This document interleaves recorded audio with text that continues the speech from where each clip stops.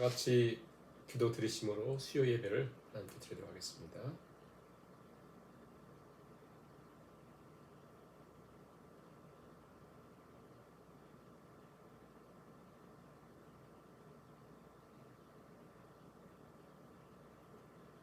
너희 모든 성도들아 여호와를 사랑하라. 여호와께서 진실한 자를 보호하시고 교만하게 행하는 자에게 엄중히 갚으시느니라. 여호와를 바라는 너희들아 강하고 담대하라. 찬송가 216장 찬양을 드리시겠습니다. 216장입니다. 성자의 귀한 몸 날 위하여 버리신 그 사랑 고마워라. 내 머리 숙여서 주님께 비는 말 나누어 주님께 바치리까. 지금도 날 위해 간구하심 이 옅은 믿음이 아옵나니. 주님의 참사랑 고맙고 놀라워 찬송과 기도를 쉬지 않네. 주님의 십자가 나도 지고 신실한 믿음과 마음으로 형제의 사랑과 친절한 위로를 네게나 베풀게 하옵소서.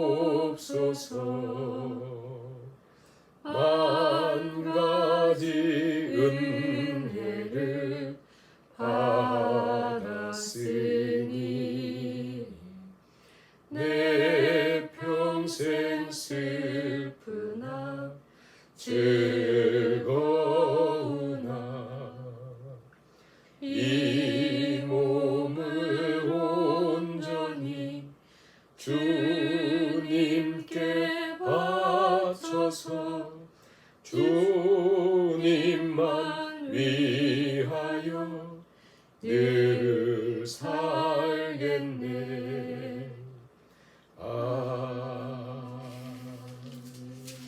찬송가 212장 겸손히 주를 섬길 때 찬양을 드리시겠습니다. 겸손히 주를 섬길 때 괴로운 일이 많으나 구주여 내게 힘주사 잘 감당하게 하소서. 인자한 말을 가지고 사람을 감화시키며 갈 길을 잃은 무리를 잘 인도하게 하소서. 구주의 귀한 인내를 깨달아 알게 하시고 굳건한 믿음 주셔서 늘 승리하게 하소서. 장래의 영 소망이 되게 하시며 구주와 함께 살면서 참 평강 얻게 하소서. 아멘. 기도 드리겠습니다. 사랑의 하나님, 오늘도 우리 하나님을 찬양하며 예배하게 하시니 감사드립니다. 예배하는 모든 성도님들 시간 하나님 찾아가시고 친히 함께 해주시고 임재하시며 은총으로 덧입혀 주셔서 우리가 얼마나 큰 하나님의 은혜 가운데 사는지 다시 한번 깊이 깨닫는 시간 될 수 있도록 성삼위 하나님께 친히 함께하여 주옵소서. 우리의 삶을 사는 동안 많은 고난이 있고 환난이 있고 어려움이 있지만 그런 하나님께서 하나님은 위로의 하나님이시며 그 모든 환난에서 하나님은 모든 위로로 함께하심을 믿고 위로자 되신 하나님, 오늘도 우리에게 그 위로를 베푸신 하나님의 위로를 경험함으로 믿음으로 승리하며 나갈 수 있도록 친히 하나님 함께하여 주옵소서. 육신적인 문제, 또 질병에 대한 문제, 가정의 경제적인 문제, 또 미래에 대한 많은 문제들을 우리가 가지고 있지만 그 과정 속에서 하나님은 하나의 문제도 하나의 환난도 헛되이 흘려보내지 않으시고 반드시 그 일을 통해서 하나님의 역사를 이루신 하나님 앞에 겸손히 엎드리는 시간 되게 하시고 하나님을 붙들므로 하나님을 우러러 바라보므로 하나님을 힘을 삼아 힘있게 하루하루 걸어갈 수 있도록 주께서 우리 모두에게 새 힘을 주시옵소서. 오늘 하나님 말씀으로 진리로 우리 모두를 인도해 주시기를 간절히 바라오며 예수님의 이름으로 기도하옵나이다. 아멘. 하나님 말씀 고린도후서 7장 말씀을 드렸습니다. 7장 1절에서 4절까지만 말씀을 같이 봉독하시겠습니다. 고린도후서 7장 1절에서 4절입니다. 그런즉 사랑하는 자들아, 이 약속을 가진 우리는 하나님을 두려워하는 가운데서 거룩함을 온전히 이루어 육과 영의 온갖 더러운 것에서 자신을 깨끗하게 하자. 마음으로 우리를 영접하라. 우리는 아무에게도 불의를 행하지 않고 아무에게도 해롭게 하지 않고 아무에게서도 속여 빼앗은 일이 없노라. 내가 이 말을 하는 것은 너희를 정죄하려고 하는 것이 아니라 내가 이전에 말하였거니와 너희가 우리 마음에 있어 함께 죽고 함께 살게 하고자 함이라. 나는 너희를 위하여 담대한 것도 많고 너희를 위하여 자랑하는 것도 많으니 내가 우리의 모든 환난 가운데서도 위로가 가득하고 기쁨이 넘치는도다. 아멘. 오늘도 우리가 고린도후서 7장 말씀을 통해서 하나님의 음성을 듣습니다. 고린도 교회와 사도 바울 관계는 참 사도 바울에게 쉽지 않았습니다. 왜냐하면 사도 바울이 1년 6개월이나 사역을 했고 자기 목숨 바쳐 헌신했던 교회인데 사도 바울이 떠난 후에 그곳에 거짓 선생들이 예루살렘에서부터 아마 온 것 같아요. 그들이 어떤 큰 추천서를 가지고 와서 바울 사도에 대해서 공격을 하는 거죠. 그는 추천서도 없는 사람이다. 그리고 사도도 아니다. 특히 사도 바울의 외적인 모습을 굉장히 많이 비난을 했습니다. 아마 육신적인 질병이 좀 있었던 것 같고요. 사도 바울이 말이 조금 이렇게 유창하지 못했다 이렇게 생각도 들고요. 더 큰 것은 사도 바울이 큰 문제들이 이렇게 계속 고난과 환난을 겪고 있는 걸 보면서 사도라면 어떻게 하나님의 사도인데 저렇게 고난을 받겠는가 하면서 계속 공격을 했죠. 그 가운데 또 하나는 뭐냐면 사도 바울이 예루살렘 교회를 돕기 위해서 헌금을 이렇게 모았거든요. 그래서 그 부분에 대해서 사도 바울이 이렇게 비난했던 것들이 이렇게 있습니다. 그래서 이제 2장, 3장, 4장, 5장, 6장, 오늘 7장까지 사도 바울은 계속 자기 사도성에 대한 변호를 하는데 그 변호를 복음을 가지고 이렇게 변호하는 것으로 볼 수가 있고요. 일단락 오늘 7장으로 일단락을 짓고 8장, 9장에서는 이제 연보에 대한 말씀하고 그다음에 10장부터 마지막까지 또 더 강력하게 사도 바울의 사도성을 강조해요. 나 그렇게 잘못된 사람 아닙니다. 이러려고 한 것이 아니라 사도 바울의 사도성을 이렇게 공격을 해가지고 그 메시지를 변기시키려고 하는 거니까 못 믿게 하려고 하는 거니까 무서운 사단의 세력이 있다는 걸 알고 있거든요. 그래서 사도 바울은 계속 자기 이제 변호를 하는 걸 보는데요. 오늘 일단락을 맺는 이 7장에는 유독 그 사도 바울의 어떤 우리의 그 마음 상태, 감정적인 표현이 굉장히 많습니다. 그래서 막 두려움, 염려, 근심, 그러면서 그런 상황 속에 이제 위로가 있었다. 무엇보다도 굉장히 큰 어려움이 있었는데 하나님의 위로가 있으므로 큰 기쁨이 있었다냐. 그 얘기예요, 한마디로. 그러니까 어떤 스토리가 있는데 그것의 결론이 뭐냐면 나는 죽는 것 같았고 거의 견딜 수 없을 만큼 힘들었고 내일에 대한 답이 보이지 않았고 너무너무 힘들었는데 아주 작은 하나님의 역사를 통해서 위로받고 너무 기쁘다. 기쁘다. 그래서 기쁨이란 말이 굉장히 많아요. 한번 보시면 4절을 한번 보세요. 4절 끝에 보시면 위로가 가득하고 기쁨이 넘치는도다. 7절에도 끝에 보세요.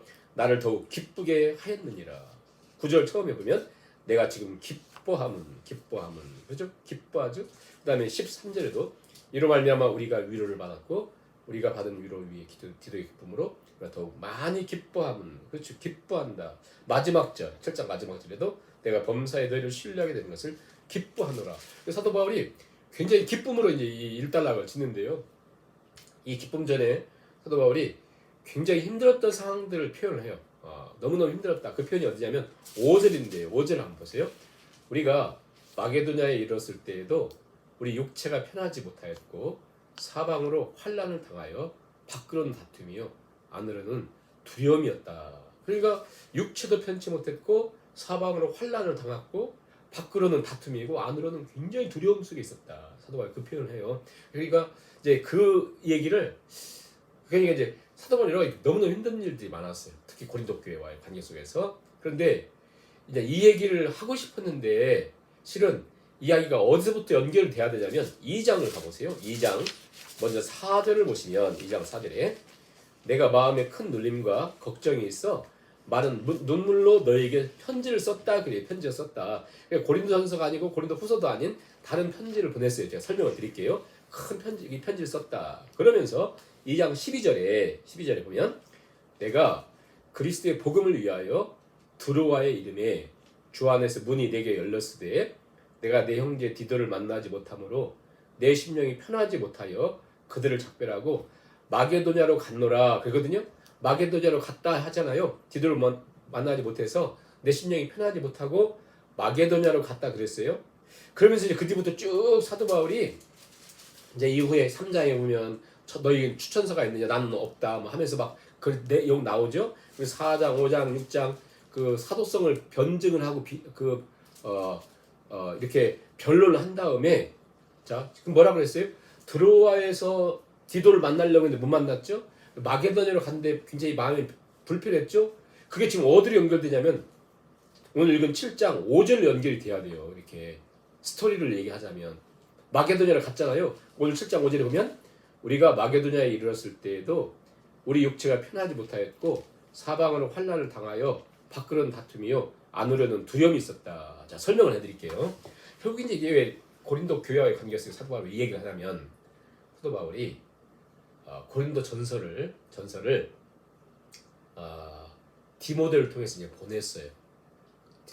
디모데 전서는 고린도 전서는 한마디로 고린도 교회의 문제들 그래서 이렇게 고쳐야 된다, 이렇게 해야 된다. 뭐 파당에 대한 문제, 간음에 대한 문제, 예? 또 제사하게 바친 재물을 먹을 것인가 말 것인가 음식을 막 이런 얘기들이 있었잖아요. 그리고 뭐 결혼할 것인가 뭐 이런 것들에 대해서 사도 바울이 쫙 이렇게 답을 써서 이제 디모데를 통해 보냈거든요. 근데 고린도 교회에 있었던 사람들이 어떤 주축 세력들이 디모데를 거부했어요. 그리고 오히려 오해를 하기 시작합니다. 그러면서 사도 바울에 대한 욕을 하면서 이런 사람들 얘기를 뭐 들을 거 있느냐 그런 얘기를 디모데를 통해서 듣게 돼요. 사도 바울이. 그래서 어떻게 할까 고민하다가 제2차로 고린도를 방문을 해요.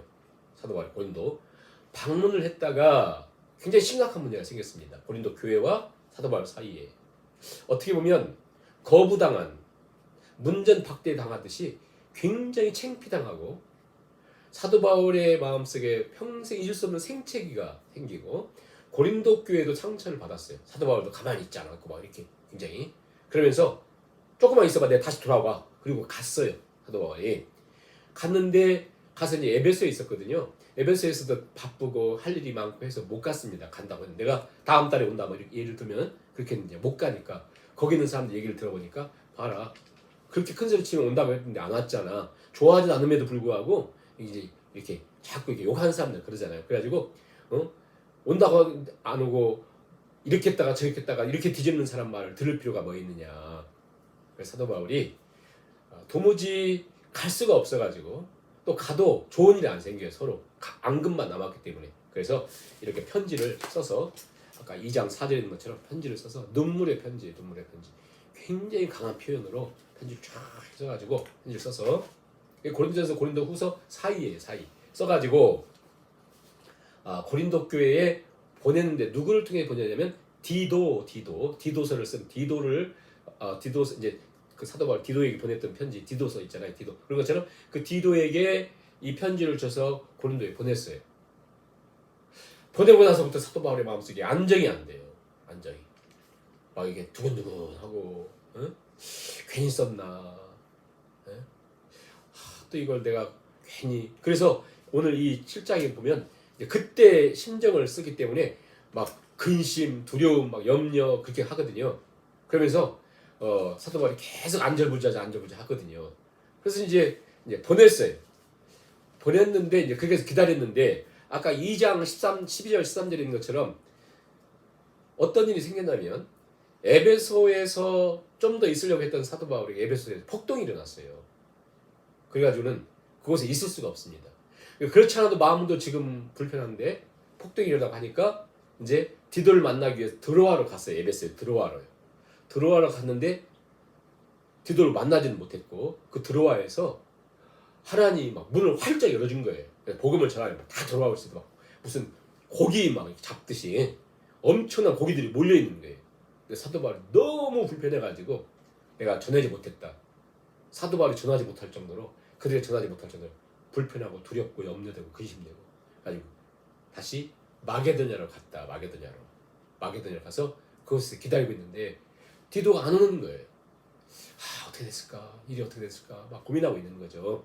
고민하고 막 너무 근심스럽고 그러면서 외적으로는 대적들이 있고 마게도냐 역시 또 힘든 일이 있고 내적으로는 막 불편함이 있고 두려움이 있고 이게요.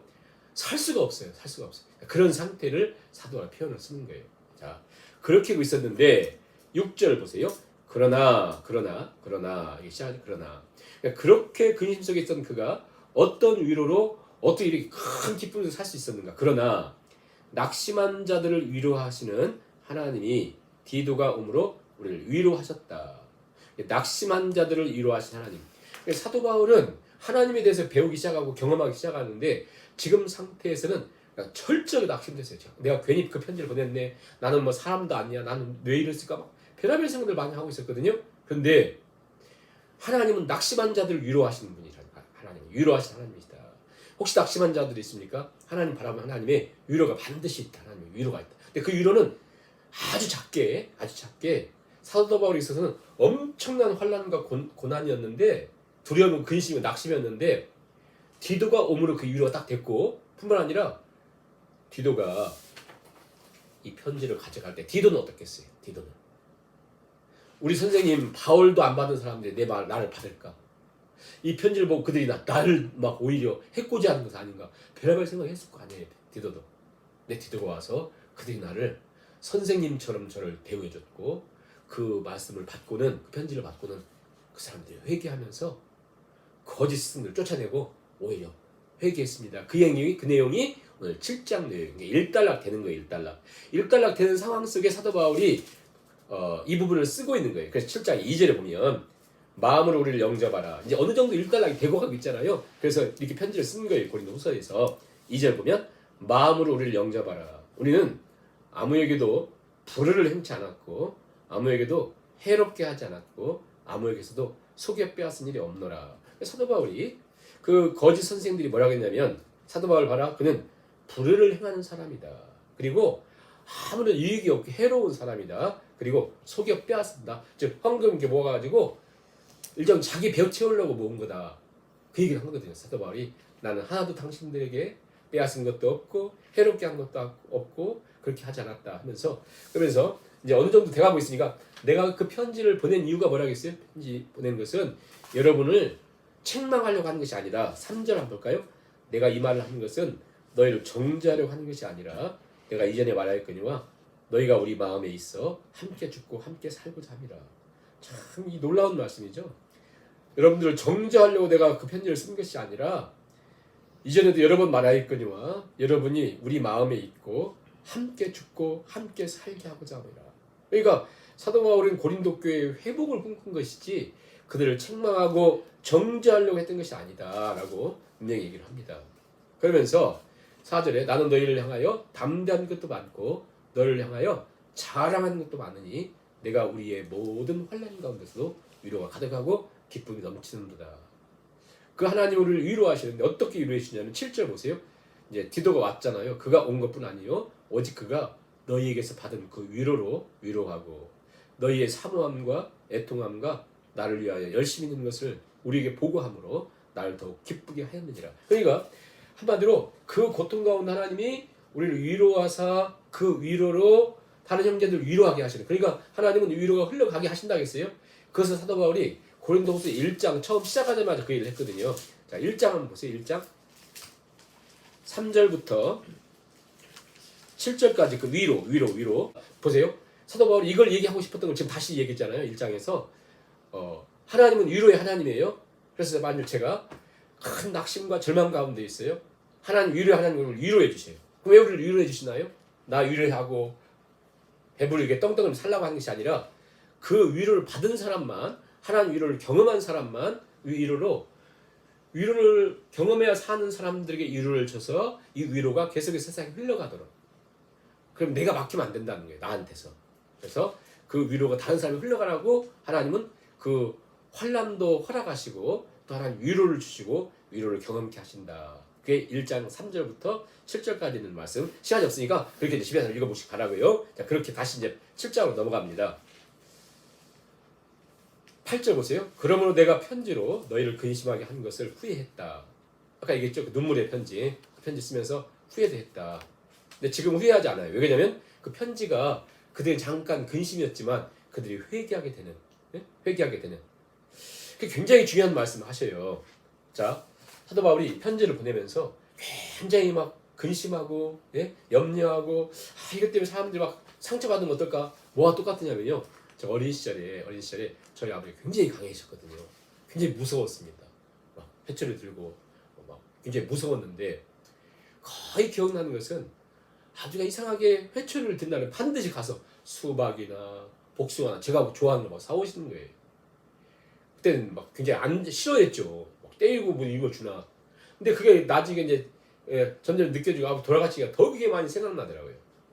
아버지가 얘를 뭐 죽이라고 때렸겠어요. 사람 되기를 원하는데 그렇게 되지 않을 때 회초리를 드는데 회초리를 들고 그냥 기분 좋아서 하는 분들이 어디 있겠어요. 다 부모님들이. 막 가슴 아파가지고 애가 혹시 낙심한 거 아닌가, 좌절하는 거 아닌가, 잘못된 길로 가는 거 아닌가, 막 그런 거 아니에요. 사도 바울이 그런 거예요. 이 편지를 써서 보냈는데 오늘 8절에 있는 것처럼 내가 편지로 너희를 근심하게 한 것을 후회했다 이렇게 하거든요. 그러면서 그러나 그것이 잠시만 근심할 뿐 아니라 사도 바울이 지금 얘기하는 게 이거예요. 7장에서 이제 일단락 지으면서 자, 이 편지를 써서 굉장히 강한 편지니까 써서 보내면서 괜히 보냈네, 괜히 썼네, 막 그러면서 막 잠도 못 이루고 근심하고 막 그랬다는 거예요. 그런데 이게 이 편지가 고린도 교회에 딱 들어와서 그들이 이제 대표들이 모여서 이제 읽었을 거 아니에요. 이거 읽으면서 근심도 되죠. 근데 여기 중요한 게 있어요. 우리는 근심하면 살 수밖에 없는데 근심에는 두 종류가 있다. 하나님의 뜻대로 하는 근심과 세상적인 근심이 있다.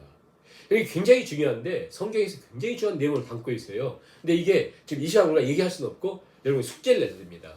주일날 이 말씀을. 자, 하나님의 뜻대로 하는 근심과 세상의 근심이 뭘까? 자, 세상의 근심은 사망으로 죽음으로 몰고 갑니다. 근심이 죽어요. 사람 죽기. 마치 힌트를 드리면 가룟 유다가 근심했는데 죽죠. 왜? 세상적인 근심을 함으로. 그러나 예를 들어서 다윗은 근심하면서 회복되죠.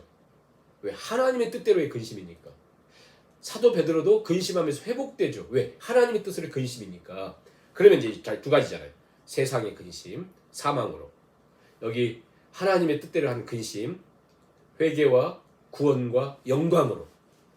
이 두 가지. 그러면 세상의 근심은 뭐고 하나님의 뜻대로 하는 근심은 뭘까? 굉장히 이제 중요한 주제예요, 주제. 이 부분을 한두 시간 갖고 안 되니까 아무튼 여러분들 고민 좀 해보세요. 고민도 해보면서 자, 가만히 생각, 우리 이렇게 생각할 게 많거든요. 내가 무엇을 먹을까? 어떤 직장을 가야 되나?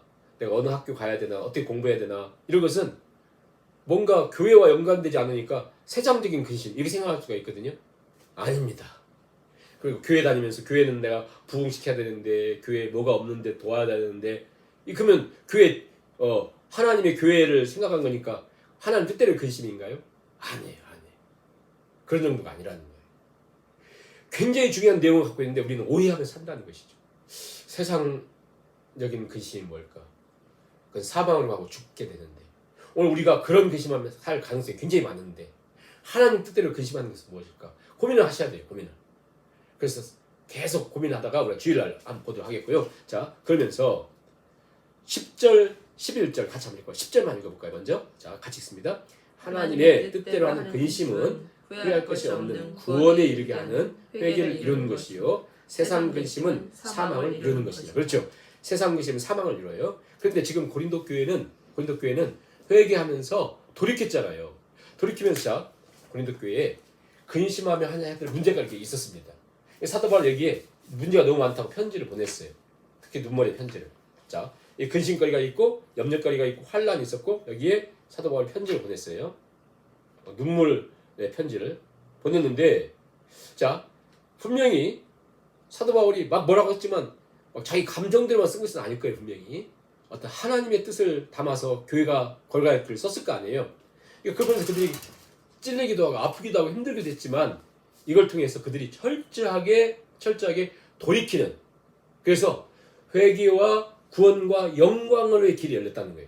사도 바울은 7가지나 얘기를 합니다. 그것이 얼마나 큰 것이었는지. 11절에 보세요. 7가지. 자, 보라, 하나님의 뜻대로 하게 된 근심이 너희를 얼마나 간절하게 하며, 첫째, 둘째, 얼마나 변증하게 하며, 셋째, 얼마나 분하게 하며, 네가 거짓승에 속아가지고 그래서 그렇게 살았구나, 분하게 하며, 얼마나 두렵게 하며, 얼마나 사모하게 하며, 얼마나 열심 있게 하며, 얼마나 벌하게 하였는가.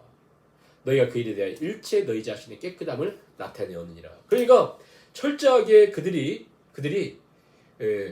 막 분하고 간절하게 하고 두렵게 하고 하나님을 사모하게 됐다는 거예요. 왜? 우리가 사도 바울 선생님께서 가르쳐준 그 놀라운 복음의 소식을 듣고 계속해서 멋지게 걸어갔어야 되는데 거짓 스승들의 얘기를 들으면서 세상적인 근심으로 걸어가면서 이 시간들이 사망과 같은 시간들을 보냈다는 것을 그때 깨닫거든요. 오늘 우리의 모습도 그렇습니다. 우리가 왜 이 주제를 깊이 고민을 해봐야 되냐면 우리가 나도 알지 못한 가운데 세상의 근심을 통해서 내 삶에 사망의 그늘이 두려운 가운데 걸어갈 가능성이 많기 때문에 그렇습니다. 근데 고린도 교회는 그 하나님의 뜻대로의 근심을 통해서 회개와 구원과 영광을 아무튼 회복이 돼요. 그러면서 13절 보세요. 결과적으로 이로 말미암아 그들이 회개하고 돌이킴으로 우리가 위로를 받았고 우리가 받은 위로 이에 디도의 기쁨으로 우리가 더욱 많이 기뻐함은 그의 마음이 더욱 무리로 말미암아 안심함을 얻었습니다. 14절부터 마지막 16절까지 같이 한번 읽겠습니다. 내가 그에게 너희를 위하여 자랑하는 것이 있더라도 부끄럽지 아니하니 우리가 너희에게 이른 말이 다 참된 것 같이 디도 앞에서 우리가 자랑하는 것도 참되게 되었도다. 그가 너희 모든 사람들이 두려움과 떨므로 자기를 영접하여 순종한 것을 생각하고 너희를 향하여 그의 심정이 더욱 기뻤으니 내가 범사에 너희를 신뢰하게 된 것을 기뻐하는. 사도 바울이 표현을 보세요. 당신들의 그 돌이킴 때문에 우리가 큰 위로를 받았습니다. 그리고 디도의 기쁨은 더 넘쳤습니다. 그러면서 뭐라고 하냐, 14절 말씀이 뭐냐면 내가 그에게 너희를 위하여 자랑하는 것이 있더라도 부끄럽지 않게 됐다는 뭐냐면 디도가 처음에 약간 쭈삣쭈삣했을 거 아니에요. 디도에게 사도 바울이 편지를 보내면서 고린도 교회를 가서 전해줘. 그럴 때 사도 바울이 이렇게 얘기했다는 거예요. 그들이 비록 나에게 험담도 하고 욕도 하고 비난도 했지만 고린도 교회에 자랑을 했다는 거예요. 사도 바울이. 그러나 고린도 교회는 첫째, 둘째, 셋째 이렇게 정말 강점들이 많아. 그래서 그들은 정말 한순간 이렇게 거짓 스승에 속아가지고 나를 비난하고 복음에 대한 이렇게 했지만 그들은 진짜 강점이 많은 사람들이므로 이렇게 잘할 거야. 그래서 막 자랑했다는 거예요.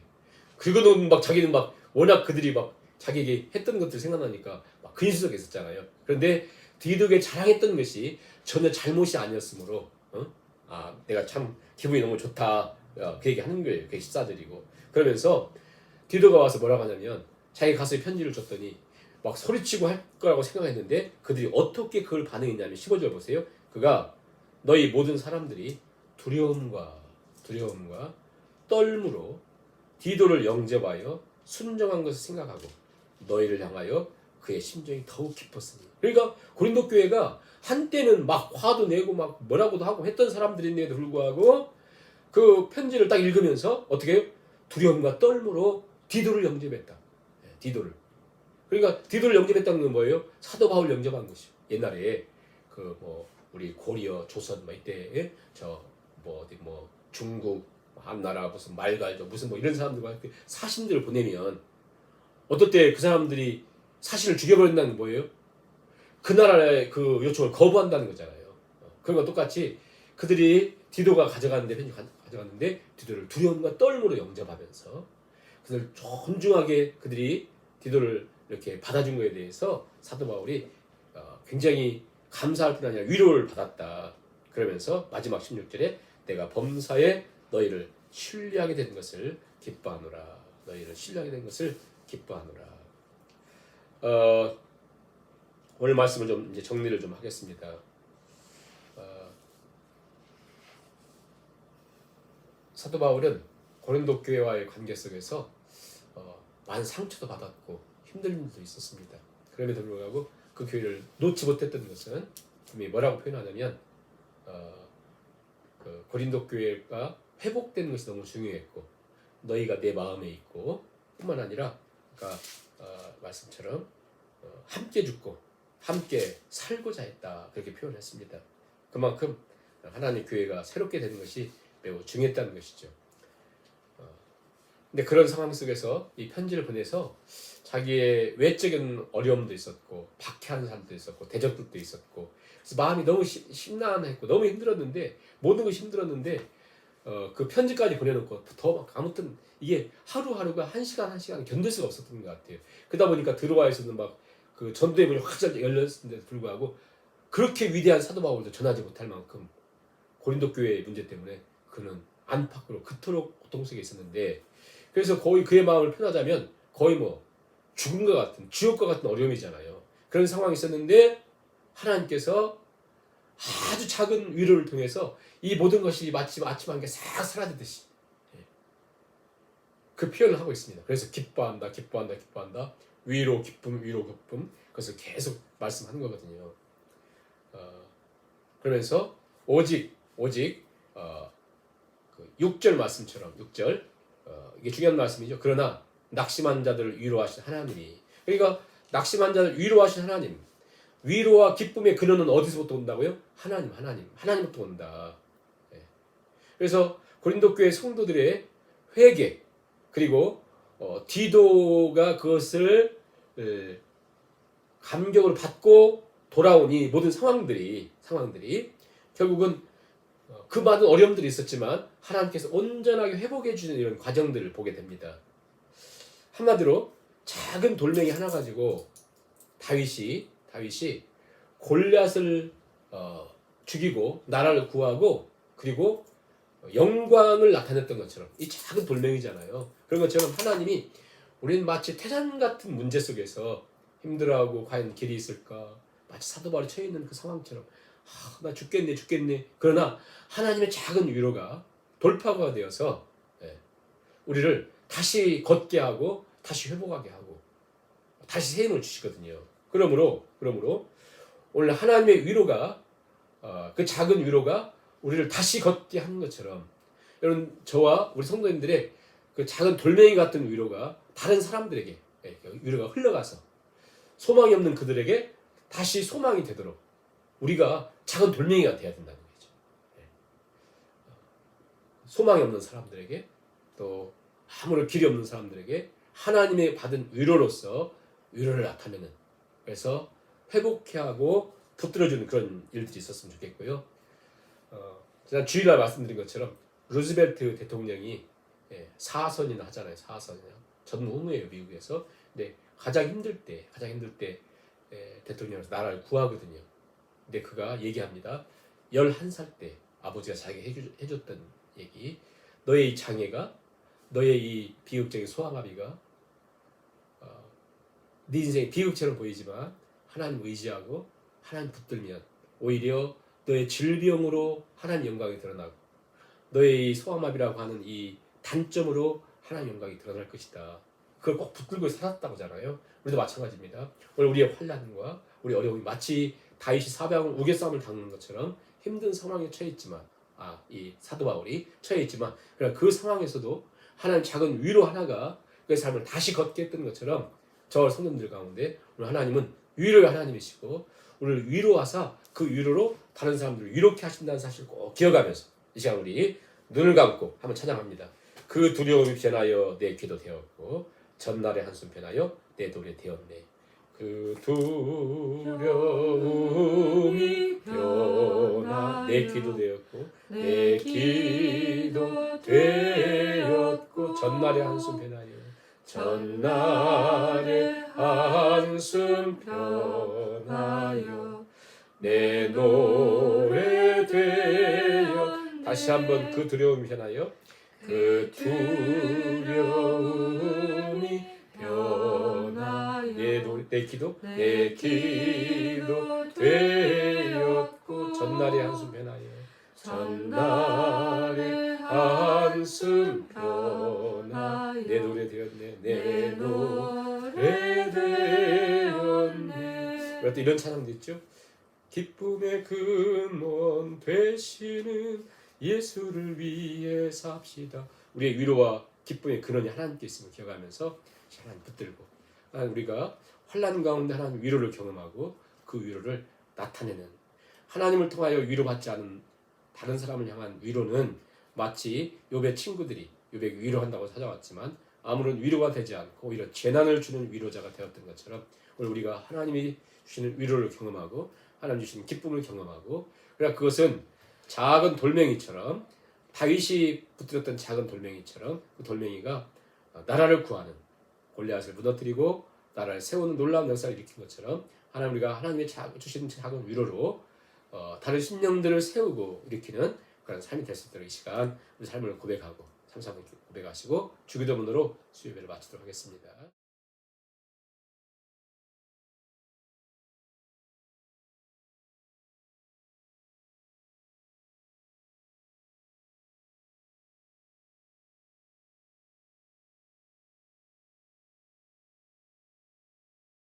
하늘에 계신 우리 아버지여 이름이 거룩히 여김을 받으시오며 나라의 마옵시며 뜻이 하늘에서 이루어진 것 같이 땅에서도 이루어집니다. 오늘날 우리에게 일용할 양식을 주옵시고 우리가 우리에게 죄진 자를 사하여 준 것 같이 우리 죄를 사하여 주옵시고 우리를 시험에 들게 하지 마옵시고 다만 안에서 구하옵소서. 대개 나라와 권세와 영광이 아버지께 영원히 있사옵나이다. 아멘.